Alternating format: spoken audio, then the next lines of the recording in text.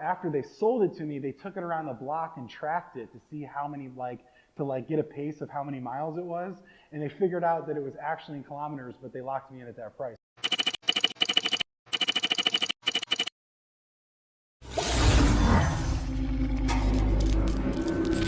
Hi, my name is Royce. I'm OneLoud Ferrari, and I'm a recruiter for a living. I recruit software engineers for software startups, and this is a Ferrari F430 challenge build. So I've owned this vehicle for almost 2 years. I bought it in December of 2019. In probably July or June of 2019, I started looking for a Ferrari F430.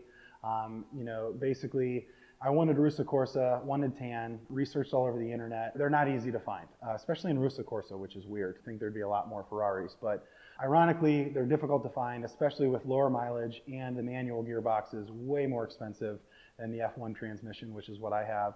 So I started doing some research. You have to look into everything with these cars.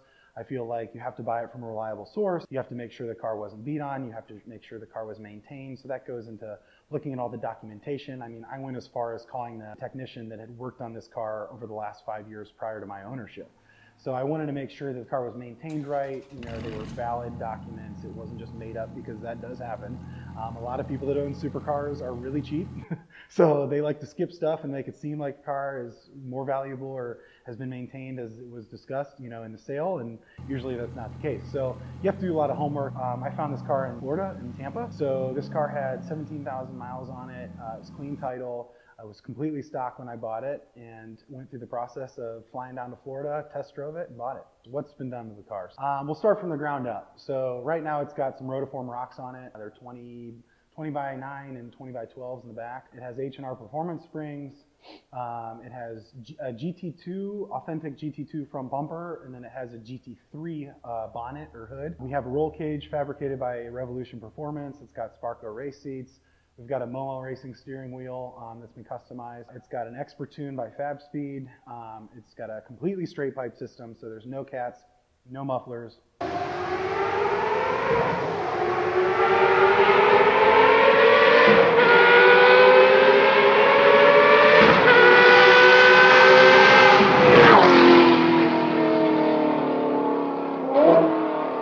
One of the first chassis-mounted wings for a Ferrari F430 is on this car by a company in California called Sadistic Ironworks. We have a custom rear diffuser that's more kind of race-oriented, where we realigned the exhaust to go actually through the diffuser versus the outlets on the back of the car, the rear bumper.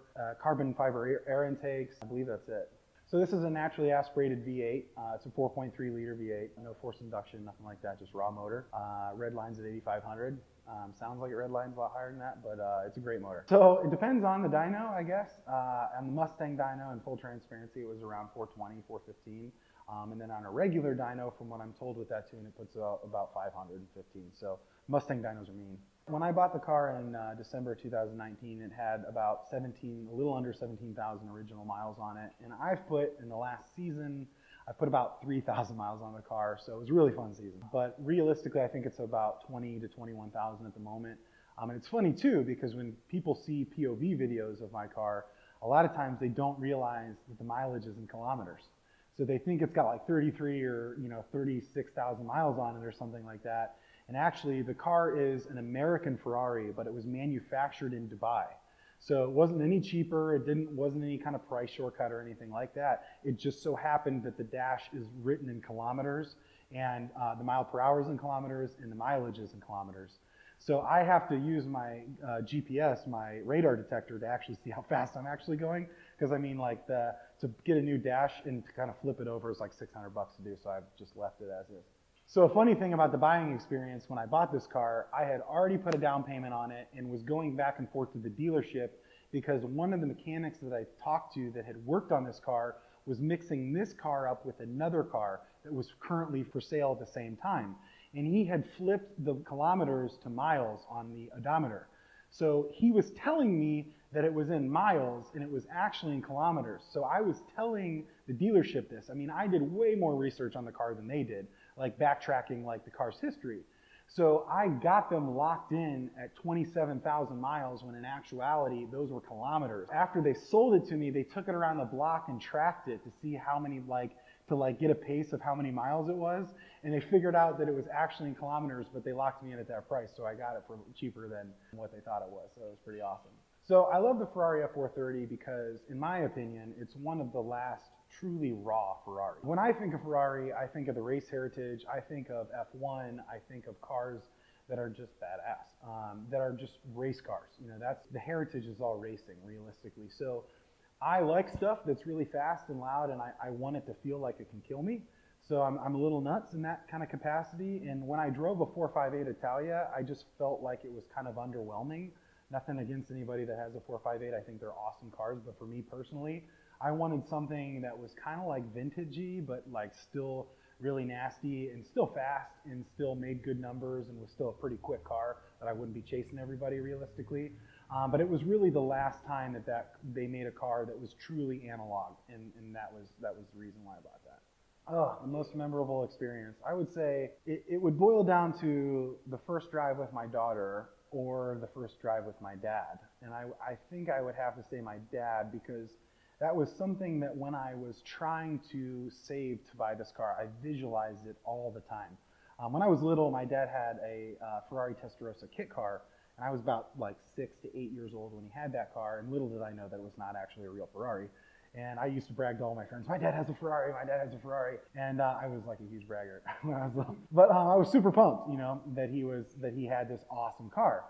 And so, you know, Ferrari was something that was really ingrained in me, that like, you know, my dad is a really difficult person to impress. And I think that planted the seed of being able to accomplish purchasing something like this. It was such a big deal to even my dad, because my dad, like I said, is hard to please. He doesn't get excited about a whole lot of stuff. I think that taking him in my Ferrari that was fully built for the most part, as some would consider, and you know, just this nasty, crazy build, and taking him in the car for the first time, not giving a dime from him for this car or anything like that, something that I worked my ass off for, it was a big deal to me. It meant a ton to me, and like just the experience, and I GoPro'd the whole thing, and I like banged it off the limiter a bunch of times, and I mean, he's cracking up the entire time. It was great.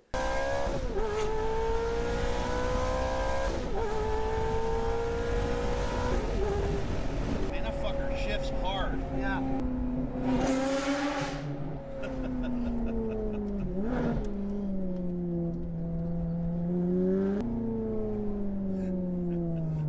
They're gonna be a ticket getter. Yeah, oh yeah. She gonna be a ticket queen. So I would say that was like the most monumental, like, okay, I did it, check off the list, like bucket list type of thing in this car. I 100% plan on tracking it. I have had a transmission issue with my actuator in the F1 transmission that is kind of finicky, and when I really push the car hard, it acts up. I've really wanted to fix that before I actually tracked it. And so the biggest thing is just to make sure that's fixed. There's some other upgrades like brakes and stuff that I really want to do to the car, because I know myself and I know that I'm going to push the car really hard when I track it.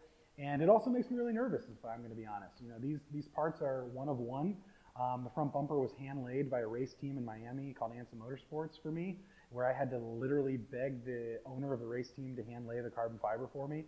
So the front hood is from a race team in the Netherlands. Saxon Motor Parts, they build that's an actual authentic GT3 race hood. It weighs like 2.5 pounds.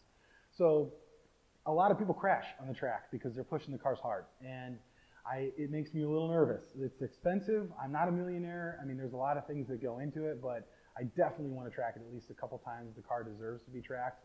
But I mean, I mainly just built a car like this because I think race cars are nuts. I brought my wheels to Ceramic Pro to have them cleaned because, number one, Marcus is my dude. I wouldn't have anybody else do it. And they're white wheels. So I knew that if I was going to buy white wheels, I had to coat them, because I really am anal about brake dust and wheels being dirty. Obviously have 3 sets of wheels for this car. So I love wheels. I think they're awesome. They completely change the look of a car every time you throw a new set on.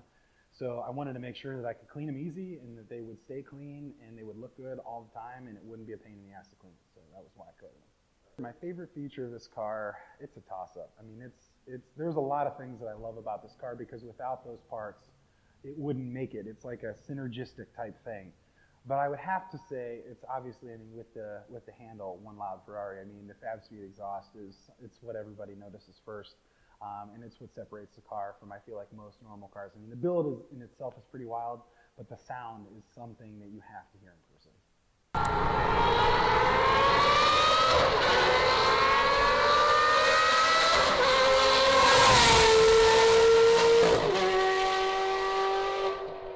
Rowdy is something that is basically started with me and Marcus, and we had a really good friend, Rosen, has a GTR now, and he started these dinner cruises, and they were a ton of fun.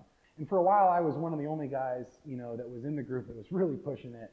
And then Marcus showed up one day, and we ran together and had a really good time, and it was like, oh man, we should drive together more often and stuff. And Marcus and I kind of figured out that we're a little more crazy than other people, at least in that group. Nothing against the guys in that group.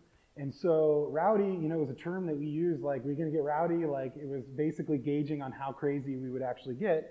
And there's a big difference. Some people get real stupid, and I have a spectrum of stupid and crazy is calculated, and stupid is just reckless. So we kind of wanted to take it a step farther, with Ohio Pie Nick and his McLaren and getting to talk with him, and we started kind of this club thing that was just a bunch of crazy guys with crazy cars. It all kind of came from the same origins. They all worked for what they had. They're all good, humble guys. They have crazy cars. They're cool as shit.